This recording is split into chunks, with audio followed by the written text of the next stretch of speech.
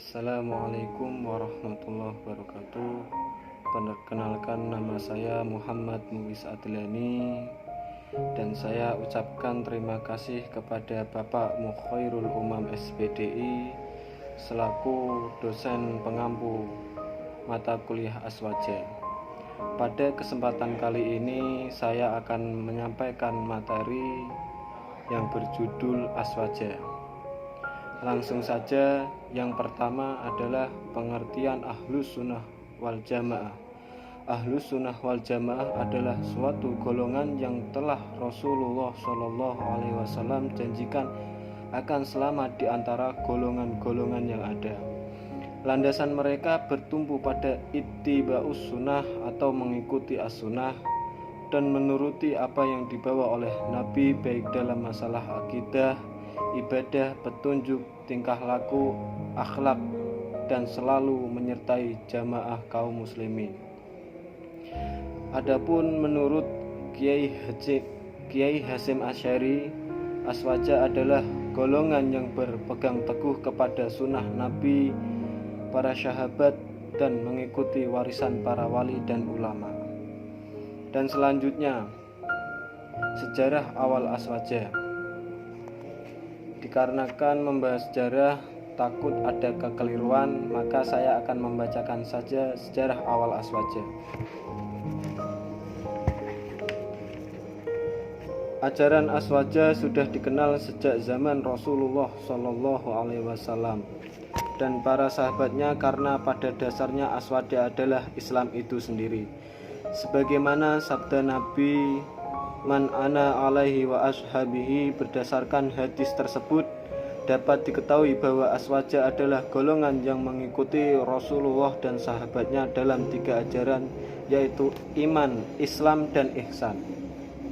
Istilah Aswaja sebagai nama aliran atau gerakan keagamaan baru dikenal sesudah Imam Abu Hasan al-Asy'ari dan Imam Abu Masyhur al-Masturidi mengemukakan pokok pikirannya mengenai akidah Islam yang menentang aliran Mu'tazilah. Corak pemikiran al-Asy'ari yang patut dijadikan acuan yakni lebih mengedepankan ciri moderatisme dalam memberi solusi bagi pertentangan antara kaum Mu'tazilah yang menomorsatukan akal dan al-hadis yang menomorsatukan nas. Menurut versi Ibnu Umar, Aswaja sebagai sebuah gerakan yang muncul pertama kali pada masa pasca perang Siffin.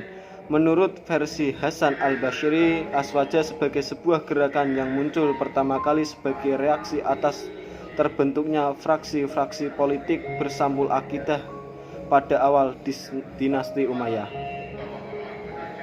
Abdul Malik bin Marwan memperkenalkan semboyan "Nahnu jamaah wahidah tahta rayat din Allah". Kita adalah satu jamaah yang tunggal di bawah panji-panji agama Allah, sebagai usaha untuk mengakhiri perpecahan yang telah mencerai-beraikan umat Islam sejak wafat Sayyidina Utsman bin Affan. Selanjutnya, yaitu sumber hukum Aswaja.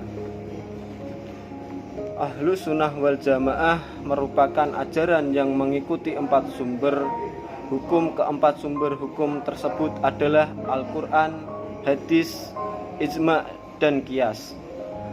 Dan yang pertama, Al-Quran. Al-Quran merupakan hujah bagi setiap muslim karena ia adalah wahyu dan kitab Allah yang sifat periwayatnya mutawatir.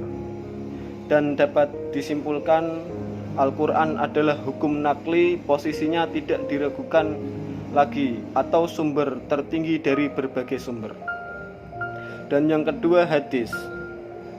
Hadis adalah sunnah, sama dengan hadis, yaitu sesuatu yang dinisbatkan kepada Rasulullah SAW, baik perkataan, perbuatan maupun sikap beliau dalam sesuatu peristiwa, atau dapat diartikan pelengkap dari apa yang dinyatakan oleh Al-Quran. Dan yang ketiga, ijma'. Ijma' merupakan dasar penetapan hukum yang bersifat mengikat dan wajib dipatuhi dan diamalkan. atau dapat disimpulkan kesepakatan kelompok. Dan yang terakhir, qiyas. Qiyas adalah sumber hukum Islam yang hadir dari ijtihad para ulama. Selanjutnya, yang keempat, prinsip-prinsip Ahlus Sunnah wal Jamaah. Yang pertama, bidang akidah.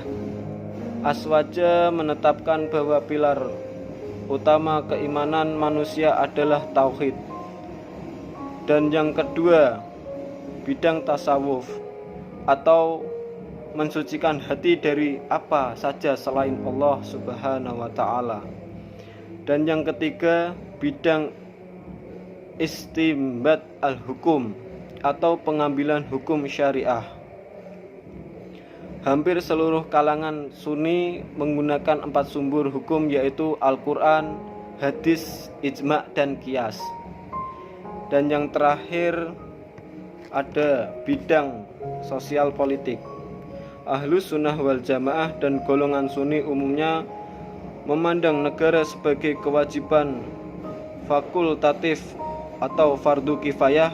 Bagi Ahlus Sunnah wal Jamaah, negara merupakan alat untuk mengayomi kehidupan manusia untuk menciptakan dan menjaga kemaslahatan bersama. Sekian yang dapat saya sampaikan.